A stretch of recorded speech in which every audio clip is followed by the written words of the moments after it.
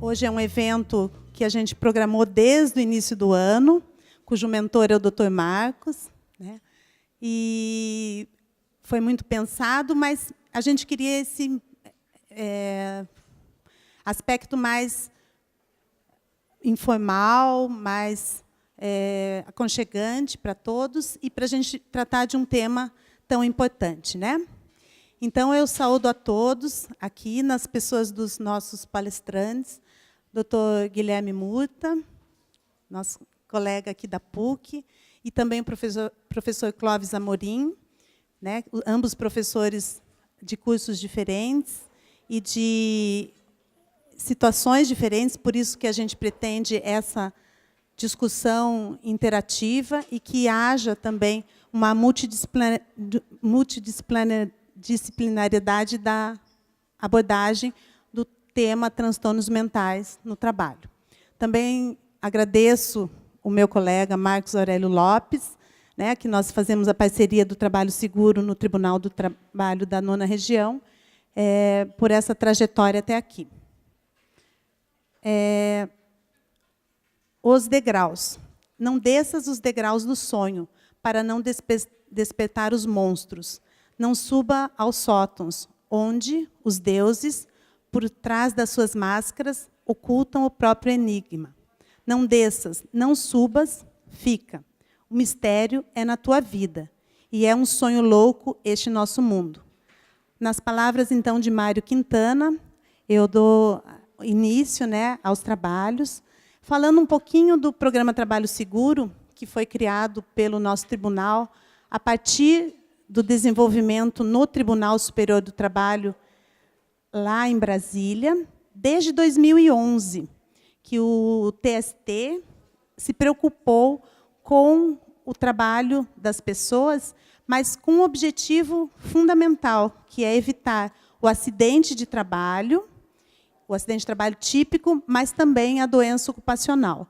Então, desde 2011, já há mais de 6 anos, que são desenvolvidas práticas nos estados, aqui no Paraná, né, sob a coordenação da minha pessoa e do Marcos, nos últimos 4 anos já, né, que estamos juntos, e a cada biênio, o TST, os gestores do país todo, vão escolhendo um tema. Então, nesse biênio 2016-2017, nós procuramos esse tema, que é o tema dos transtornos mentais no trabalho, que tem tanto impactado várias situações do dia a dia que a gente tem observado nos processos. Então, sempre procurando a prevenção para que se evite justamente que aconteçam essas tristes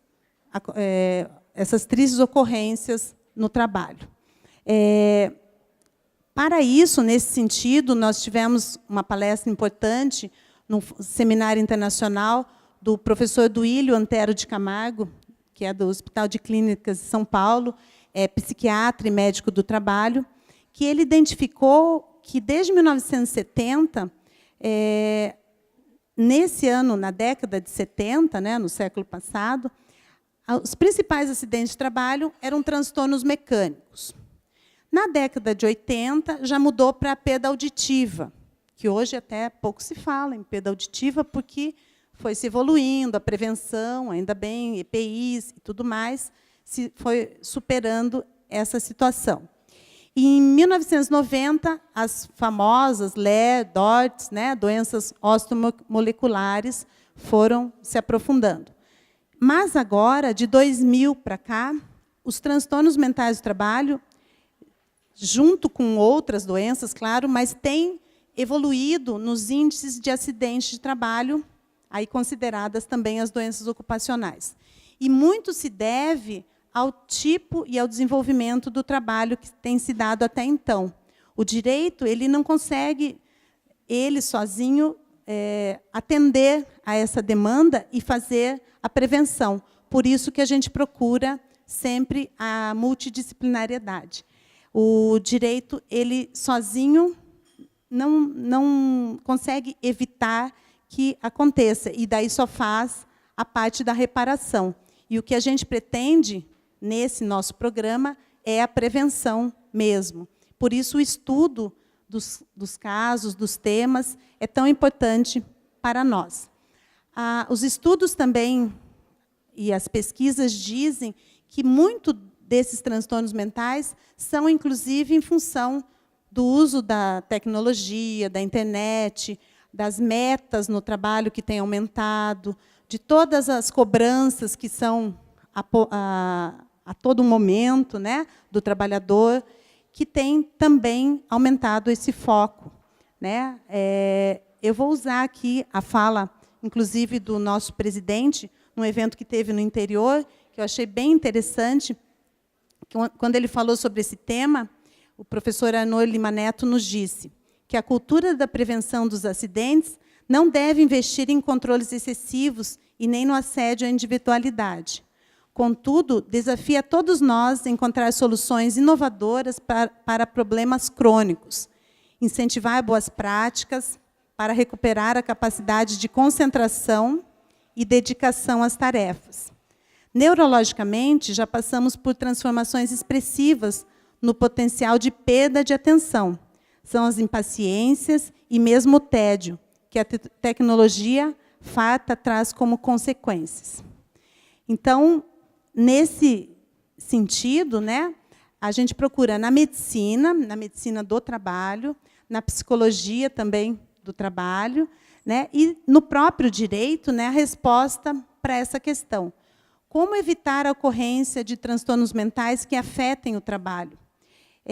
Eu poderia citar muitos casos, muitas situações, mas recentemente, semana passada, retrasada, um vigia noturno, né, num momento de transtorno mental, só pode ser, né, chamado Damião, praticou uma tragédia no estado de Minas Gerais, na cidade de Janaúba, que afetou a todos nós, né, as minhas filhas, as 3 choraram ao ouvir, e quando ouvem, por envolver crianças, e era um trabalhador que, pelos relatos, estava em tratamento, tinha afastamentos. Então, tudo isso resultou numa tragédia. Então, é isso que a gente pensa e quer evitar. Esse é o motivo do nosso estudo, né? Então, por isso, eu não posso deixar de agradecer a todos os participantes, as pessoas que se sentiram convidadas e acolhidas e estão hoje com a gente, para esse café, né, chamado Café Filosófico, mas para podermos discutir essas questões com especialistas. Então, desde logo, agradecendo também o professor Roberto André Orestes, coordenador da Escola de Direito, que não pôde estar presente, né, por motivos de viagem, também de trabalho. Eu vou começar a passar a palavra para os demais palestrantes, certo? Então, inicialmente, seriam essas as palavras. O Marcos vai ser o debatedor, né? E então faço essas colocações, ok? Desde logo, então, eu vou passar a palavra ao Dr. Guilherme Augusto Murta, que é médico do trabalho, é mestre em ensino em ciências de saúde, é presidente da APANT, né, Associação Paranaense de Medicina do Trabalho, e é professor tutor do curso de especialização em Medicina do Trabalho da Federal, e é coordenador aqui na PUC, né, no Grupo Marista da Saúde Corporativa. Então, obrigada por aceitar o nosso convite, é nosso parceiro, né, com a palavra, Dr. Guilherme Murta. Então, muito boa noite a todos. Quero primeiramente agradecer a doutora Valéria, ao doutor Marcos, por possibilitar essa nossa participação nesse evento, me honra muito.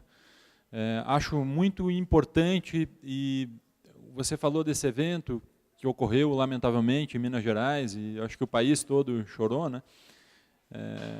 Só que esse evento daqui estava programado antes, ou seja, foi uma fatalidade que aconteceu, mas esse assunto já é bem antigo. A gente observa em vários outros locais que aconteceram coisas também muito terríveis, né?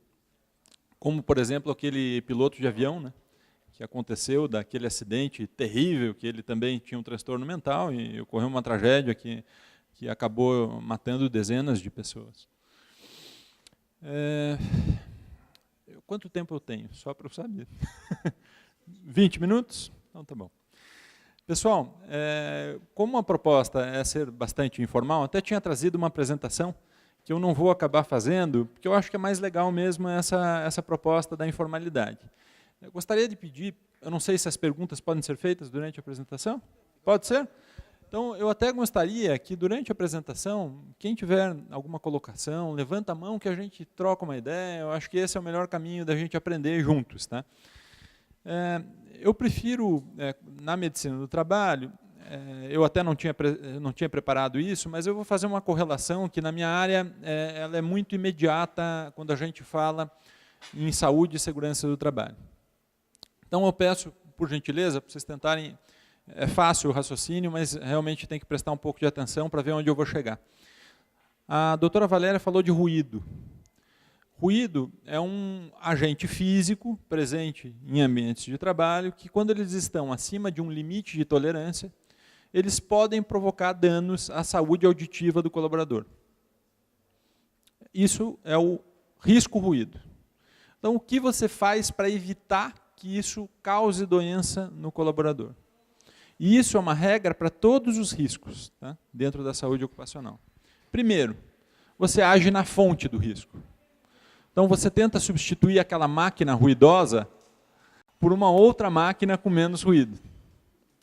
Não é possível, por alguma ocasião dessa máquina, então você tenta isolar essa máquina ruidosa. Você coloca um anteparo, para que aquele ruído não se propague no ar, não chegue ao ouvido do colaborador. Se não é possível isso, então aí você tenta medidas administrativas. Você faz um treinamento, você faz rodízios, ou seja, aquele colaborador que ficaria 8 horas exposto àquele ruído, e você tem mais colaboradores naquela localidade, você faz com que cada um se exponha 4 horas, e as outras 4 horas faz uma outra atividade que não tem esse ruído. Tá? Então, e por último lugar é o EPI. A última medida que existe em saúde ocupacional é o equipamento de proteção individual. Porque o equipamento de proteção individual tem uma série de falhas. A pessoa pode colocar de uma maneira que não é adequada, a pessoa pode não fazer a manutenção adequada do equipamento. Pois bem, então o raciocínio é esse para o ruído. Para transtornos mentais, pessoal, é o mesmo raciocínio. É idêntico o raciocínio. Ou seja, você primeiro tenta fazer o quê? Você tenta agir na fonte. Qual que é a fonte que pode ser ansiogênica ou que pode causar depressão? A gente está falando do ambiente de trabalho, mas isso vale para casa também. Então é você tentar evitar aquela fonte que te cause aquele problema. Se não é possível, você tenta trabalhar com que aquela fonte não te cause, mesmo existente, não te cause tanto mal. Se não é possível, aí você tenta outras medidas de contenção, como um treinamento para você conseguir suportar aquele problema de uma maneira mais saudável. E, por fim, se não é possível, o equivalente a EPI seria um tratamento individual do colaborador. Ou seja, terapia, psiquiatria, psicanálise, esse que seria o equivalente ao EPI. Então, você tem vários passos dentro de um ambiente de trabalho em que o último que a gente não deseja é tratar. A gente não quer que a pessoa seja doente, que ela fique doente. O tratamento, como foi falado nesse caso que estava acontecendo, já era de uma doença instalada. Se ela tinha ou não relação com o trabalho, aí teria que se investigar. Essa é uma outra particularidade que aí é diferente do ruído. Os transtornos mentais, eles podem ser causados por uma infinidade de fatores. Mas uma coisa é certa, há uma influência da tendência individual de cada pessoa. Então, por exemplo, dependência química. Existem genes já comprovados que têm uma tendência maior daquela pessoa de ser adicta ao álcool ou a alguma droga. É uma tendência individual. É claro que se ela for exposta à droga, aquilo vai ser um malefício. Para outra pessoa que não tem esse gene for exposta, também vai ser malefício. Mas é uma tendência diferente entre as duas pessoas. Tá? Então, o que eu quero ressaltar é que, sim, pode haver uma correlação do trabalho, mas tem outras variáveis que têm que ser investigadas. Da onde aquela pessoa vem, como é a estruturação familiar, se teve algum trauma anterior, se a situação que às vezes foi um estupim que gerou naquele indivíduo o desencadeamento de uma crise, se foi a primeira vez ou já teve em outras vezes. Então tem que ser investigado todo esse histórico psiquiátrico pregresso. Na apresentação que eu tinha preparado, tem um mito que eu realmente gostaria de desconstruir. No ruído você tem parâmetro numérico, tem 85 decibéis é o limite de tolerância, né, para ruído. Para transtorno mental você não tem um limite numérico medido, mas você tem como medir por outras maneiras. Tem uma série de escalas, de checklists que são validados, que dão a tendência da pessoa a ter maior ansiedade, maior depressão. Por exemplo, tem um questionário que é o SRQ-20. Ele tem uma sensibilidade, ou seja, uma chance de detectar um transtorno não psicótico de maior de 85%. São 20 perguntas, ele é validado numa série de países. Isso é um parâmetro. Existe uma anamnese e uma história ocupacional, do ponto de vista de psiquiatria, que você pode investigar e achar tendências de desenvolvimento de patologias. Mas, ressalto, isso não pode ser motivo para discriminação, que é um outro perigo que a gente pode cair.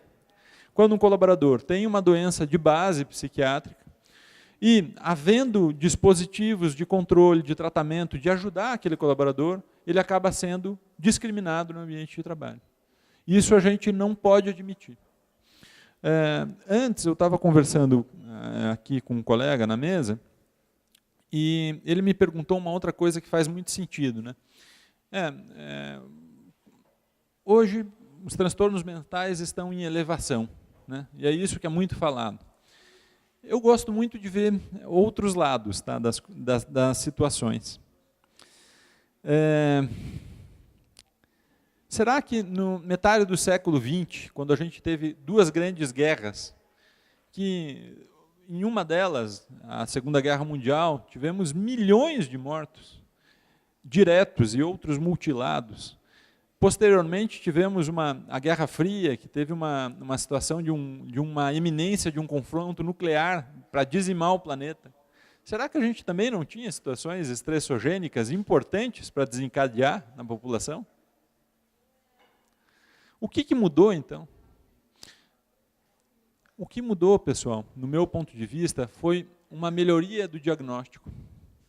Isso foi uma das causas.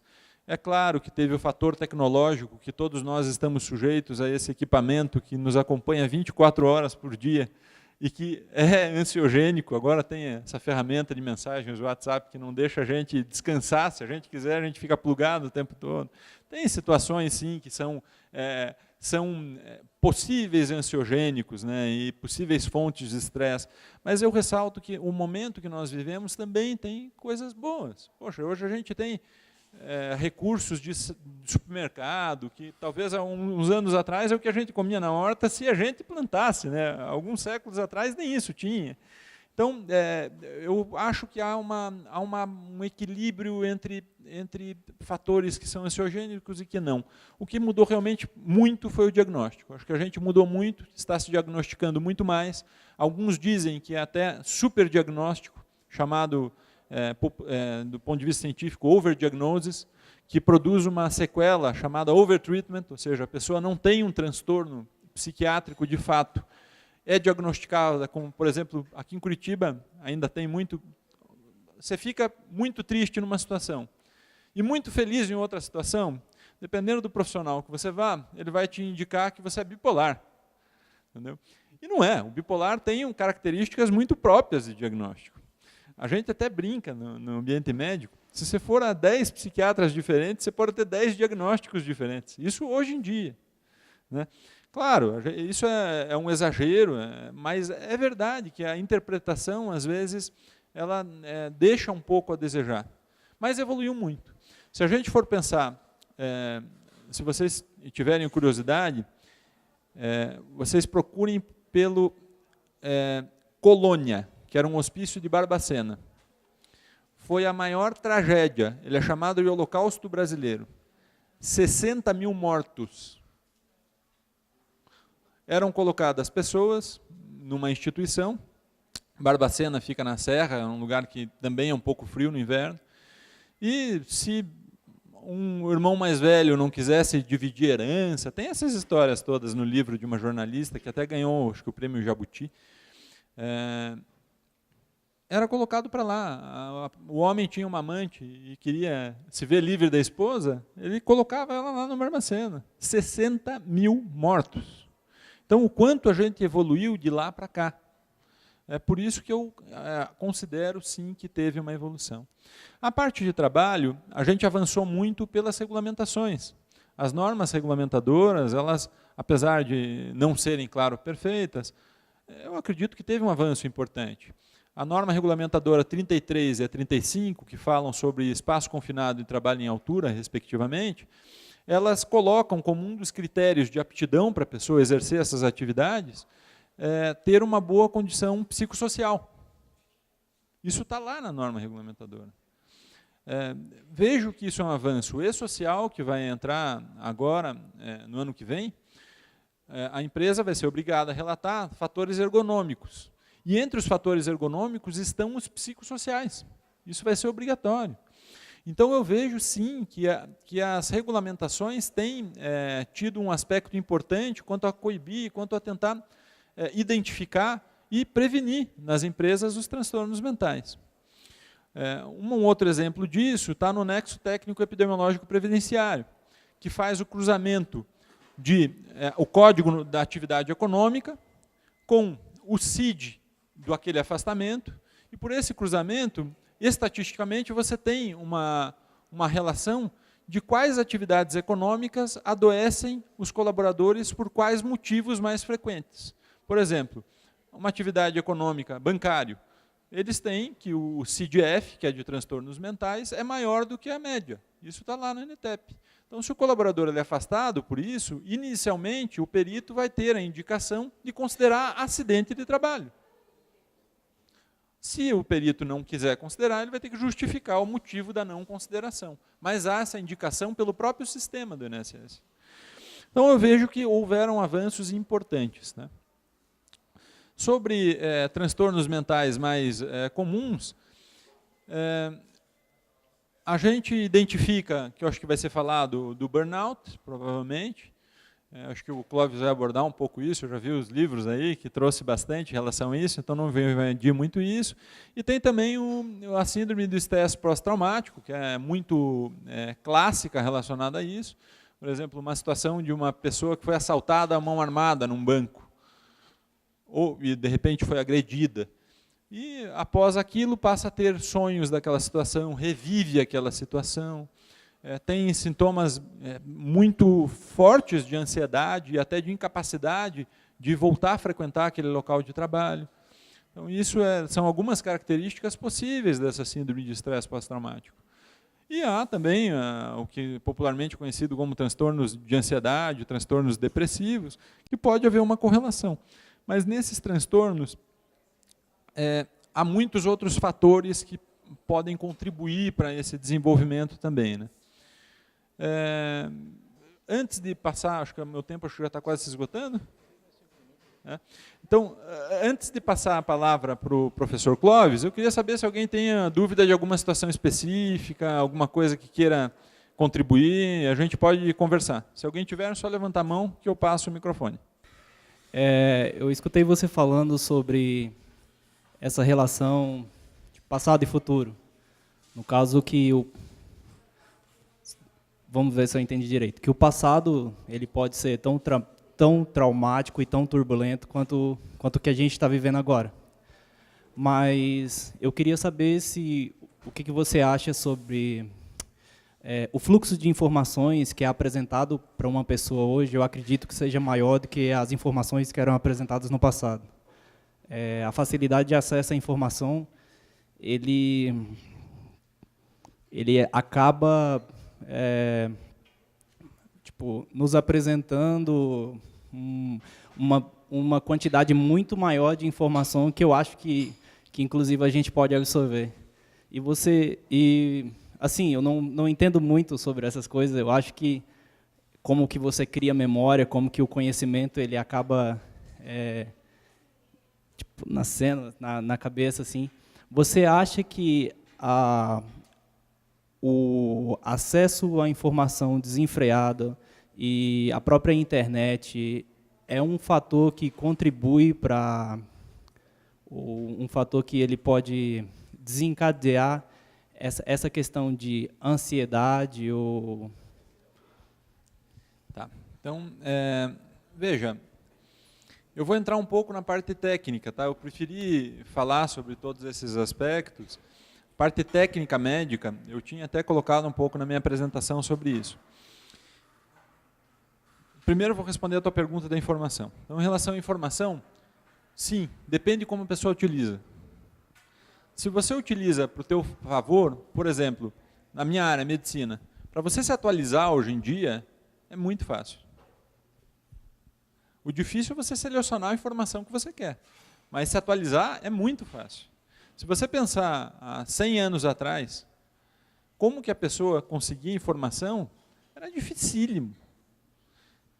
Então, depende muito como você utiliza. Se você deixa o telefone, como a gente falou, o WhatsApp, eu vou até falar porque todo mundo tem, deixa no modo de fazer uma mensagem sonora. Toda vez que vem uma mensagem, você fica louco. Pelo menos eu fico. Quanto vem aqui para mim durante o dia, então eu deixo no silencioso. É uma maneira de você trabalhar com aquilo. Depende muito como você interage com isso. Existe um termo, do ponto de vista científico, que é o coping. Coping é um termo que é muito bem utilizado. É mais profundo do que eu vou falar agora, mas dá para entender dessa maneira que eu vou dizer. É como você tem a capacidade de reagir a um estímulo. Eu dei o exemplo da Segunda Guerra Mundial. Você vai ter uma pessoa que sai dali, tem transtornos de estresse pós-traumático, que se revolta com a vida, tem outro que entra em depressão profunda e tem outro que vai escolher ajudar os outros pela vida inteira. Então, a reação que a pessoa tem, às vezes, por um mesmo estímulo, ela é diferente. Então, isso vem muito de como você utiliza as informações que você recebe. Então, eu vejo dessa maneira. Agora, quando eu falei do passado, imagine agora uma situação que você está lá no interior do estado do Mato Grosso, há 100 anos atrás, e você tem 3 dentes que estão doentes. E o próximo dentista é dos 300 quilômetros, é só a cavalo que você pode andar. Não tinha outra alternativa, entendeu? Hoje em dia, você tem isso mais fácil. Então, é muito difícil julgar o que era pior. Mas o que eu digo é que, em relação a sofrimento, eu acredito que a gente já passou na humanidade por épocas muito mais dramáticas. Eu acredito. Eu sou também muito otimista, tá? Mas eu acredito muito nisso. Tá bom? Não sei se respondi um pouco. E você considera essas experiências traumáticas como sendo experiências que elas criam bases mais fortes para a gente suportar novas experiências? Porque quando eu falo do acesso à informação de uma maneira mais facilitada, eu coloco isso como sendo uma coisa que não cria bases do conhecimento. E, a longo prazo, eu acho que acaba desestabilizando um pouco a pessoa, porque ela não tem bases fortes. Mas veja, eu te entendo. Mas eu penso um pouco diferente pelo seguinte. Na escola, antigamente, há muitos anos atrás, usava-se violência física. Existia na Inglaterra as palmatórias, por exemplo, que eram instrumentos que eram pesados. Será que é necessário isso para a pessoa aprender? Então, a pedagogia hoje nos mostra que não é necessário, né? Então, eu não acho que necessariamente você tem que passar pela dor para ter um aprendizado. Eu acho que tem outras maneiras de você aprender que são menos traumáticas. Não acho que é indispensável isso. Minha opinião, né? Minha opinião. E, assim, é claro que a minha opinião tem embasado isso muitas opiniões de estudiosos por trás, né? Tá bom?